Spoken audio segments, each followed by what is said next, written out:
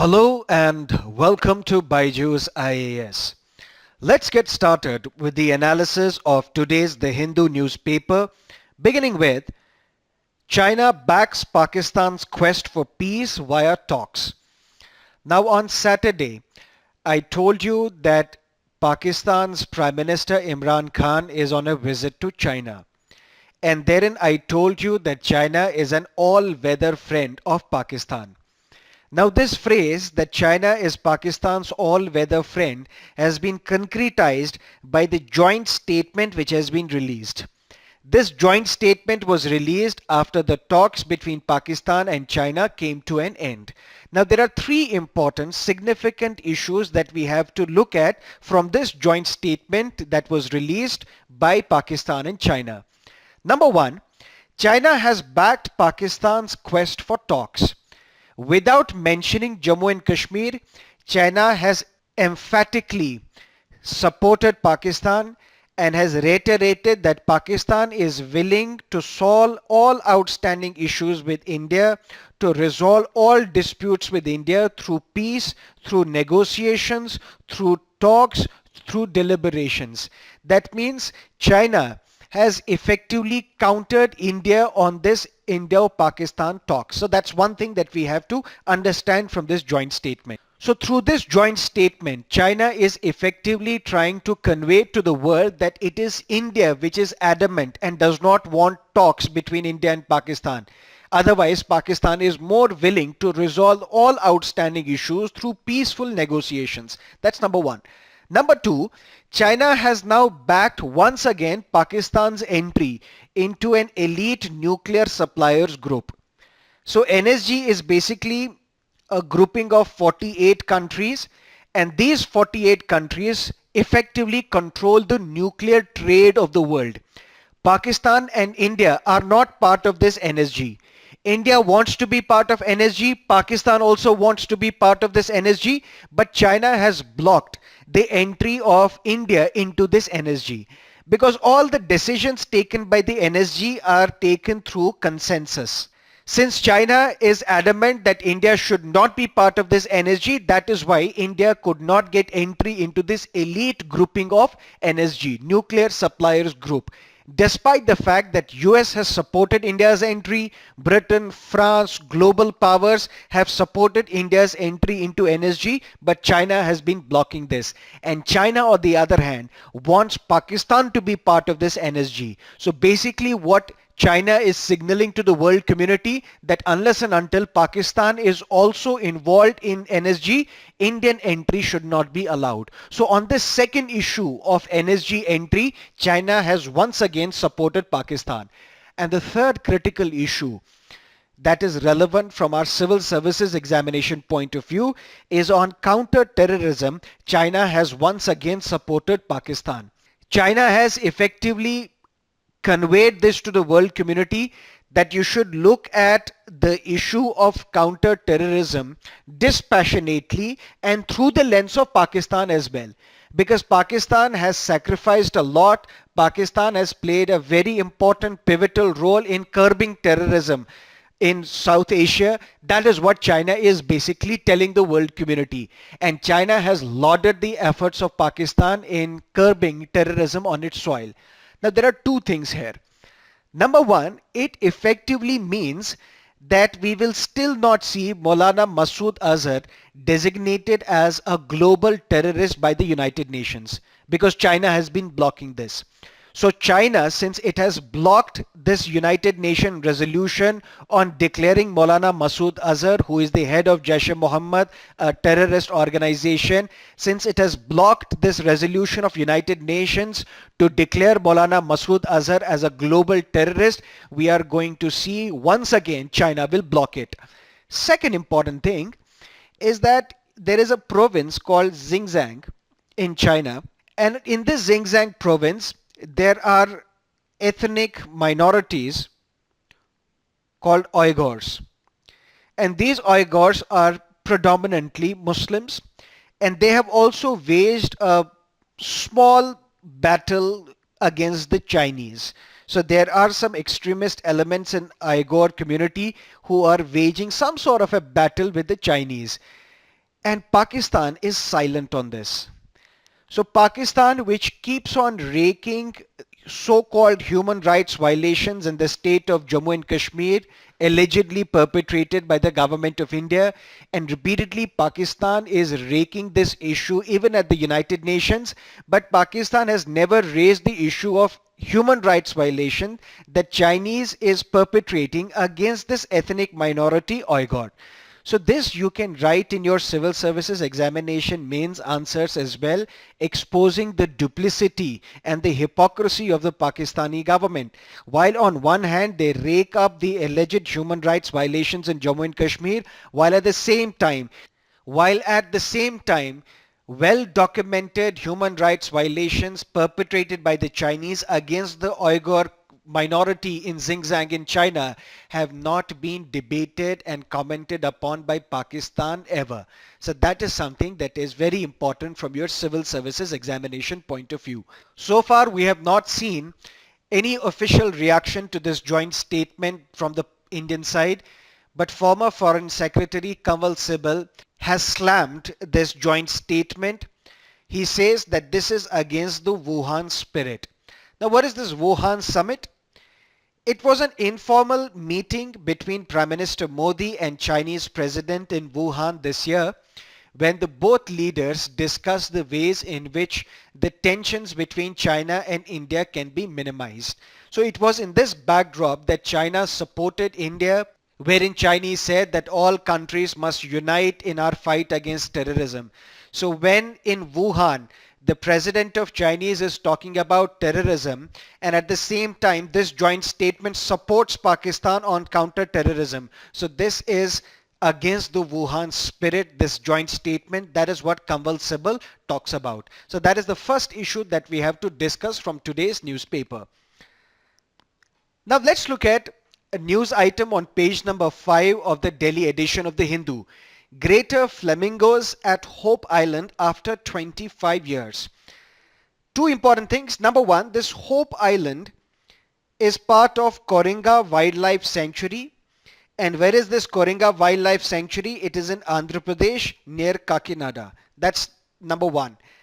But so far as the details regarding greater flamingos, we should know some of the factual details regarding greater flamingos and can be a potential question for your prelims examination. It's the color of greater flamingos that is very important.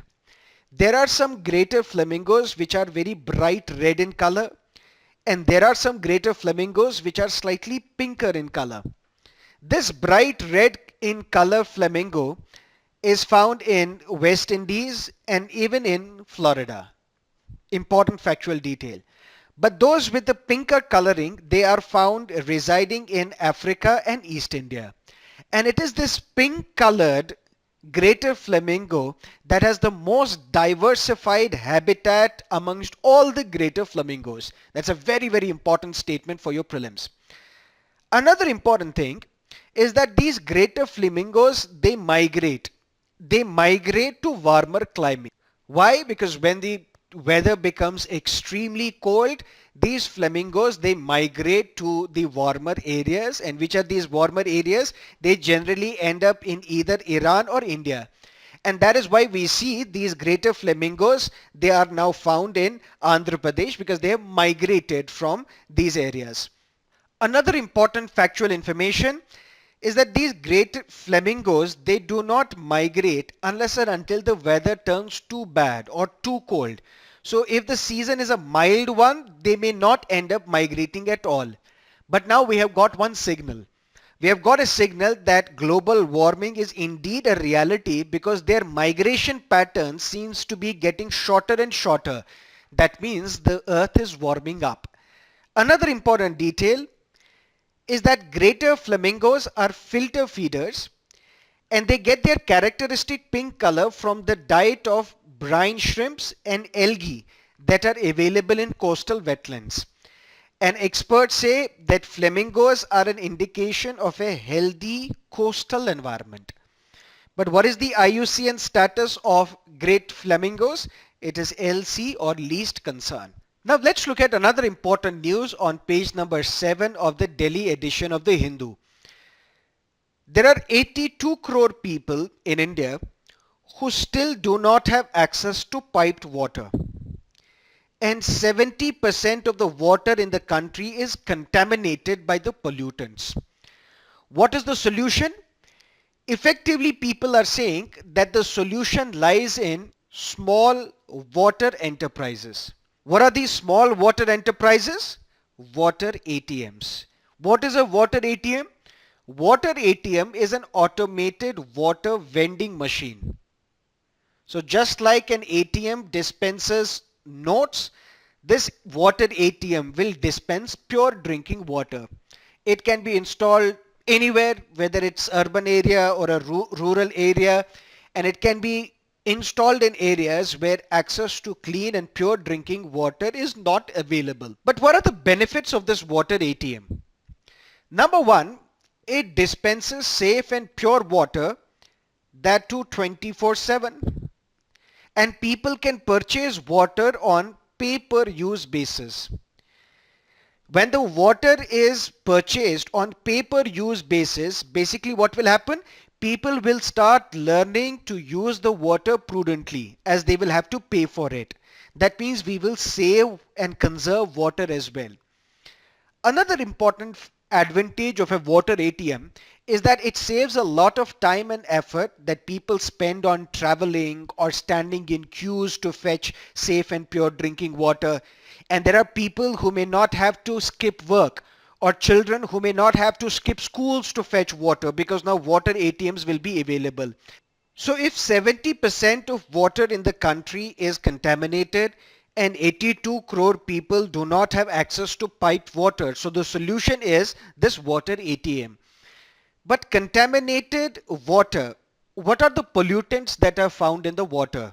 These are the pollutants that are found in water, and you have to remember and memorize all these pollutants. Why? Let's look at 2013 prelims based question. Which of the following can be found as pollutants in the drinking water in some parts of India? Arsenic, yes. Fluoride, yes. Uranium also. Sorbitol and formaldehyde, they are not present as pollutants in water, but these three are present as pollutants. So that is why you have to remember and memorize all the pollutants in water as well. Can be a potential question for your examination. Another important detail, there is a scheme called, or a program called Har Ghar Jal. This Har Ghar Jal has a target of that 100% piped water should be available. That means 100% population and households should be provided with piped water, and the target year is 2030. So this factual detail can also be a relevant question for your examination. Now let's look at some of the editorials and columns from today's newspaper, beginning with the ghosts of laws passed. Now there was something called Section 66A of Information Technology Act. What was this section all about?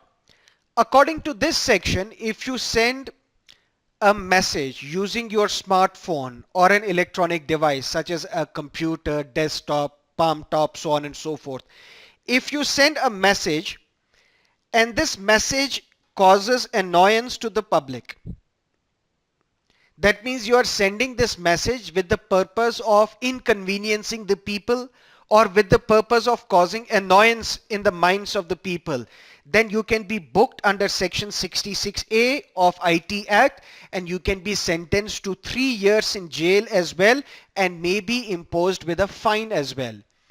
Now what happened? When Bal Thackeray, the head of Shiv Sena, passed away, the Shiv Senics enforced a bandh in Maharashtra. There was one lady who posted on her Facebook account, Shaheen Darda. She wrote on her Facebook post questioning the calling of or the enforcing of bandh by the Shiv Senics in Maharashtra. One of her friends liked the status. Both were arrested. Why? Because they used an electronic device to send a message, and this message caused annoyance to the members of the Shiv Sena, and both these individuals were arrested. One businessman in Puducherry, he wrote on his Twitter account that Karti Chidambaram, who is the son of the then finance minister P. Chidambaram, he has amassed huge wealth, and this wealth is disproportionate to his known source of income. And this businessman of Puducherry was also arrested because he used an electronic device to post a message which causes annoyance to the public. But isn't truth always unpalatable?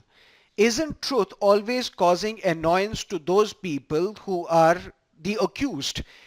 And in that case, one lady, Shreya Singhal, a law student, she approached the Supreme Court, filed a public interest litigation.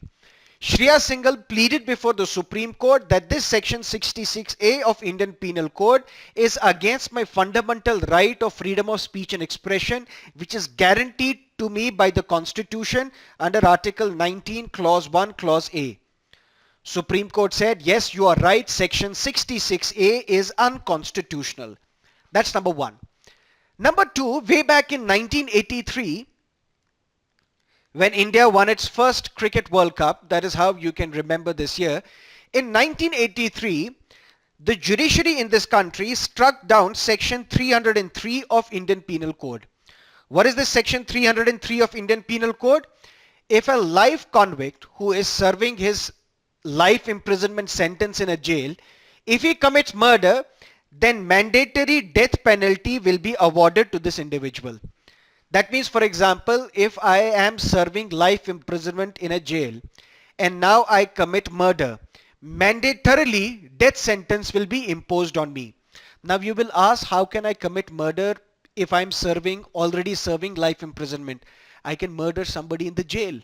Or if tomorrow I'm released on parole or furlough for some time, for some days, and while I'm on parole, I can murder somebody.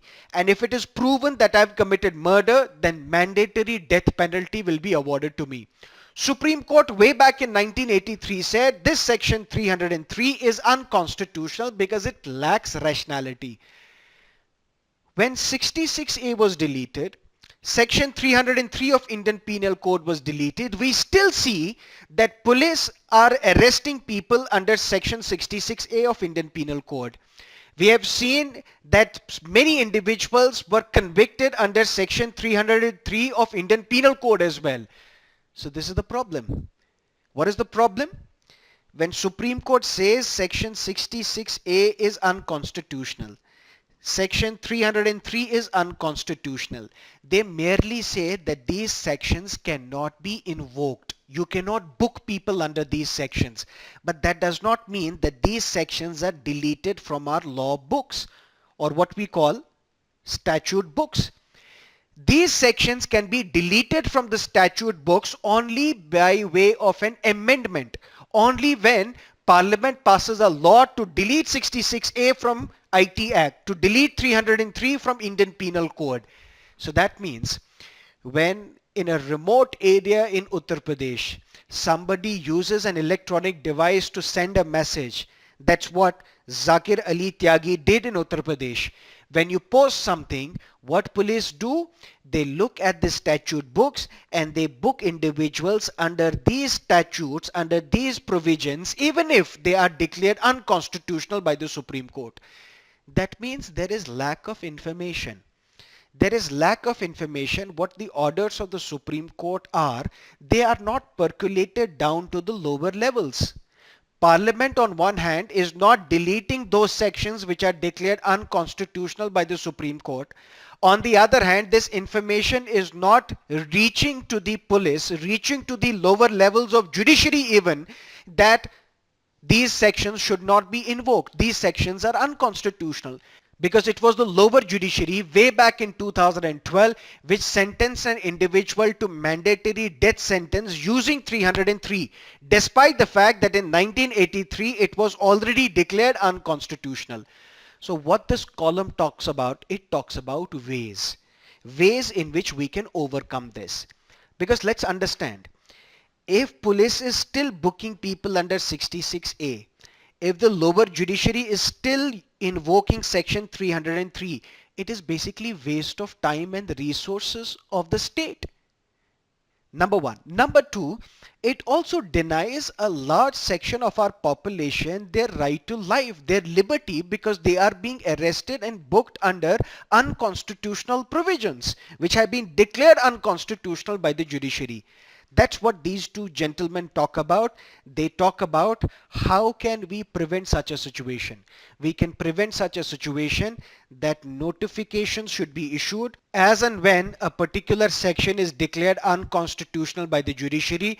Supreme Court should also issue a notification to high courts.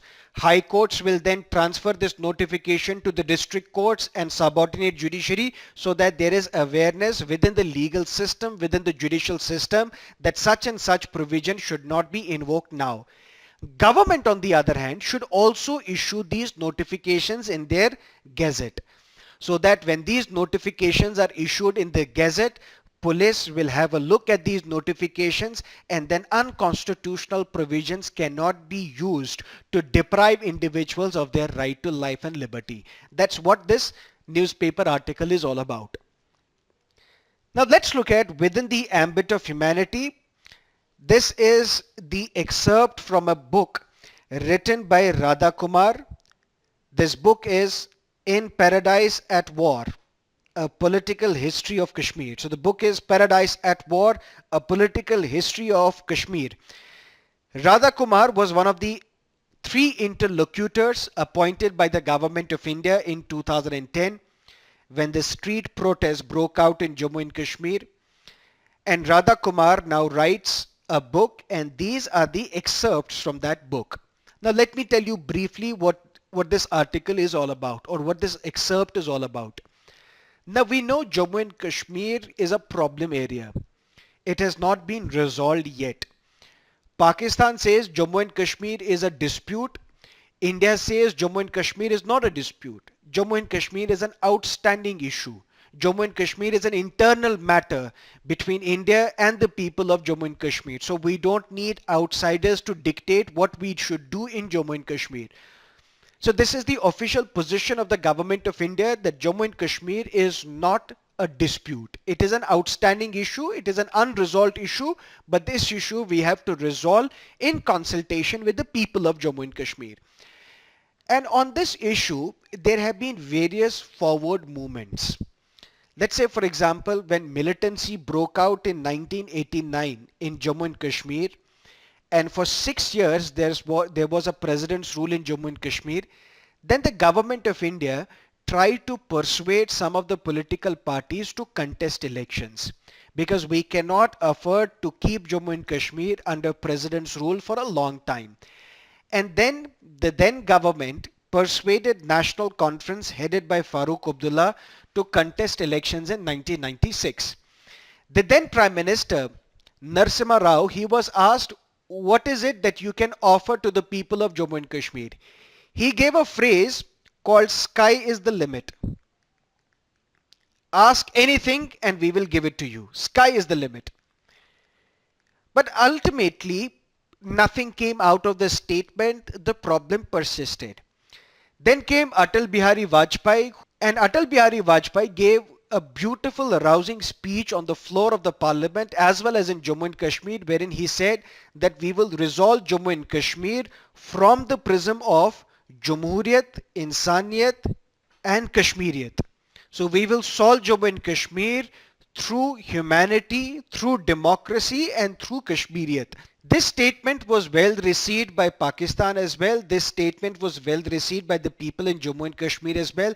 That is what Radha Kumar writes. Vajpayee floated hopes for peace in Kashmir by bringing conflicting parties on the same platform. That is what this excerpt is all about. Now let's look at some of the prelims based questions. And today's newspaper talks about NSG, and I told you NSG is a multilateral export control regime. It controls the export. Export of what? Export of materials, equipment and technology that can be used to manufacture nuclear weapons. Consider the following statements. Which of the above statements are correct? NSG is a group of 48 countries. Yes. While India is a member of NSG, Pakistan is not. The statement is wrong. Both India and Pakistan, they are not the members of NSG. NSG works on the basis of consensus. Yes. So 1 and 3 is the right answer. With reference to islands in dispute, which of the following are correctly matched? None of them are correctly matched. Why? The correct matching is Kuril, Japan and Russia. It's a dispute between Japan and Russia. Senkaku between Japan and China. Chagos between Mauritius and United Kingdom. Today's newspaper on page number 12 also talks about another South Pacific archipelago, and that is of New Caledonia. And this New Caledonia is basically a part of France. So that can also be a potential question for your prelims examination when match the following type questions are asked. Previous year's prelims question paper 2013. There is a newspaper article today which talks about e-waste. In 2013, a question on e-waste was asked. Due to improper and indiscriminate disposal of old and used computers or their parts, which of the following are released into the environment as e-waste? So 1, 2, 3, 5 and 6 is the right answer. Beryllium, cadmium, chromium, mercury and plutonium. These are the e-waste materials that are released into the environment. Since it is Monday today, let's have some essay-based topics for you. Number 1, air pollution. Reactive band-aid solutions will not solve the problem. Number 2, a quote by Mahatma Gandhi, the future depends on what we do in the present. Please write these essays, send it to us for evaluation. That is it for now. Have a great day.